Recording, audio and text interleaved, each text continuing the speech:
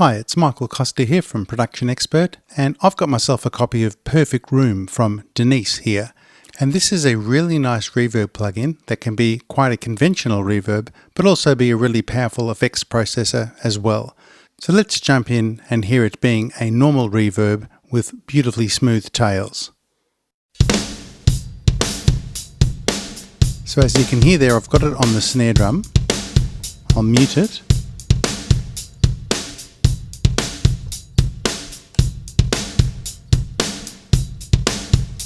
So quite a pleasant, natural sounding reverb. Of course, we can go much longer and hear how the tail rings out. So I'll set that for like 5 seconds or so. And you can hear it's got a nice, smooth quality to the tail. Now beyond that, we're not flooded with controls like some reverbs have. We've got high pass and low pass filters here. We've got obviously a dry wet balance mix control here. We have the reverb length called the tail in this case, and we have a pre-delay here. And aside from that, that's pretty much it. We're not swapping between rooms and halls and plates and chambers and that sort of thing. But what we do have is some different processing for the reverb. So in this case, we're running it in what's called natural mode, and we'll stay there for a second. Over here, this is flat, which is the EQ for the reverb. Now this is a set of 5 EQ templates, starting with flat, where we are now, which is the flat version of the reverb, but we can also go much brighter and much darker if we want. So using this same snare reverb, let's go brighter.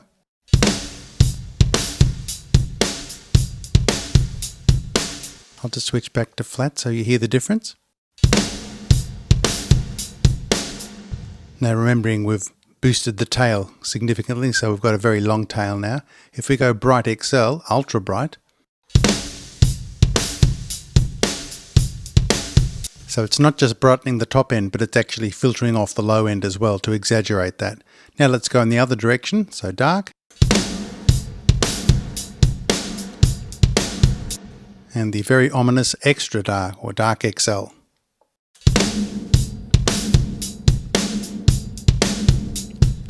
And what I like about that is it's very dark, but yet it doesn't seem that boomy. It's actually quite listenable even at that level.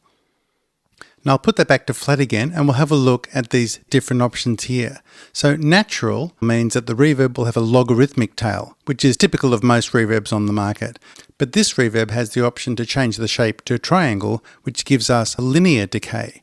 And that sounds very different. So let me leave it on natural for a minute. I'll drop this down so we don't get swamped. And if I drop this to like 2.5 seconds, here's what it sounds like on natural. So that's a natural logarithmic decay like we normally would hear. Listen to the difference on triangle.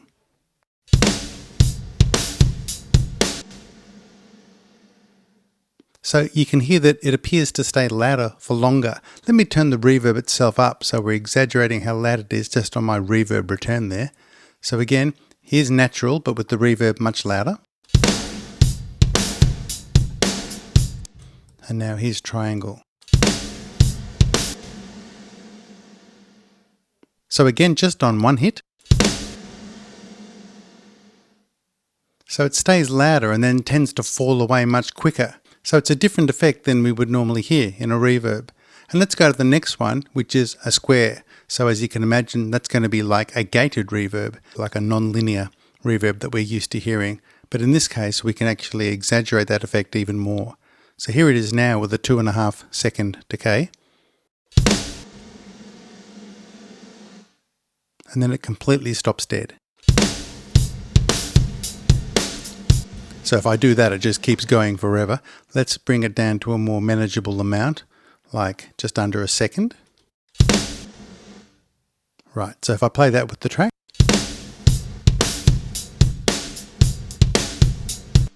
Okay, quite unmusical, but you can imagine that you could time this to exactly what you wanted.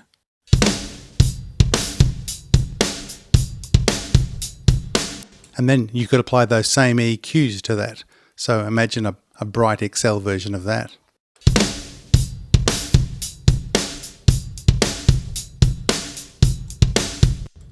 Or a dark XL version of that.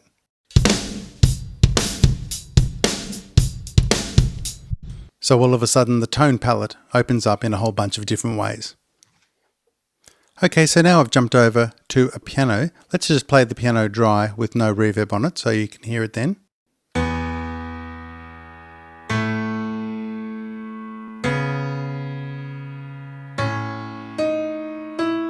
Okay, if I put that with the reverb in natural mode, here's what we get.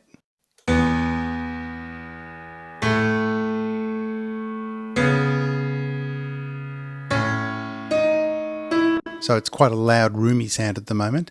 Let's put that into a triangle to get that elongated reverb effect.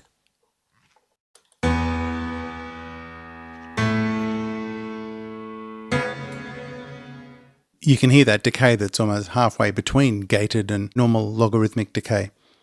Now hiding under the surface here is actually 3 other controls which make Perfect Room even more versatile. So we'll start off here with the Shimmer Control, and these 3 are actually all little sliders. So to bring them in, I can just slide my mouse from left to right there in terms of the amount, and in order to see the parameters I just have to click on the arrow here.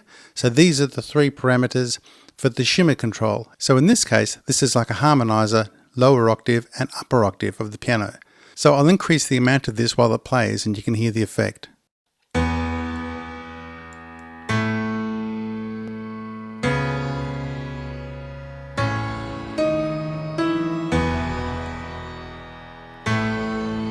So we get a nice perfect octave up and octave down effect. And just to hear them in isolation, I'll set my send to pre-fader and then mute and solo my piano there, so we won't hear the original, we'll only hear the effect. And if we have a look here, I'll put the low and high octaves up full and we can hear the difference. This is just the effect. So there's the low octave.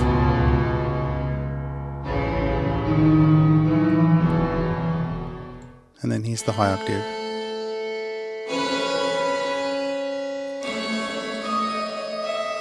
So on a piano like this, it sounds a little dissonant, but it's an interesting effect, and we can dial in as much or as little as we want. So I'll bring that back to normal. Just have a little bit of that.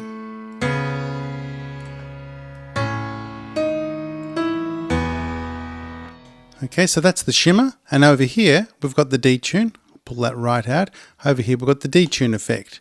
This is like 2 LFOs, a wow and a flutter, so to speak, to create a warbling effect. So let's drag that in.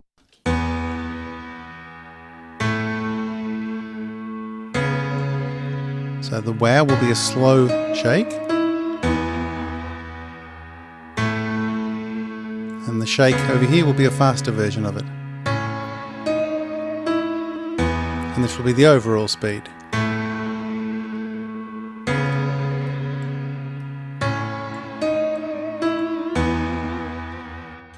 Not so good on piano, but could be fantastic on some guitars and things like that. And finally over here we've got a ducker control, and the ducker is basically a sidechain compressor. So this will compress the reverb when the input is loud and then allow the reverb to be much louder when the input goes away, so as not to cloud up the track. So let's put that in. We'll make sure these other things are turned off, and I'll dial the ducker up full at this point, and then we've got conventional compressor style controls here.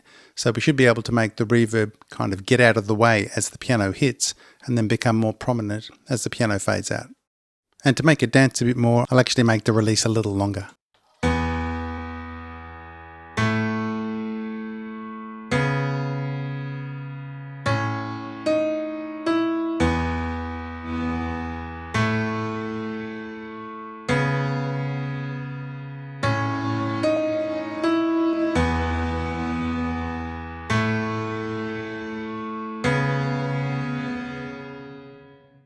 So you can hear now how after the piano hits, the reverb comes in later. And the only 2 other controls we have are the flip control here, which flips the reverb backwards. So now we can have a reverse reverb to multiply our choices of effects even further. Let me turn the ducker off just so we can hear that effect in its natural state. So here's the normal reverb not flipped. Okay, and here it is flipped.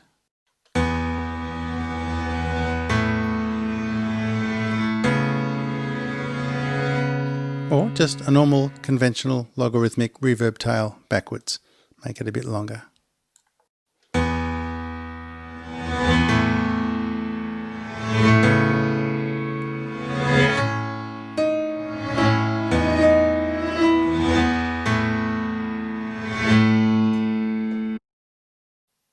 And the final control we have is the split control here, which turns the input signal from stereo to mono without creating any phasing issues.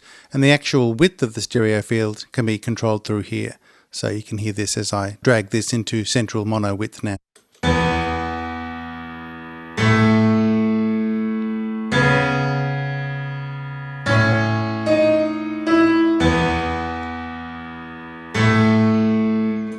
So that's Perfect Room by Denise. A really interesting plugin, I think, because on the surface it's a nice, simple, plain, but really great sounding reverb, but digging deeper it's actually a treasure trove of different colours. So I hope you found that useful, and I'll see you in my next video.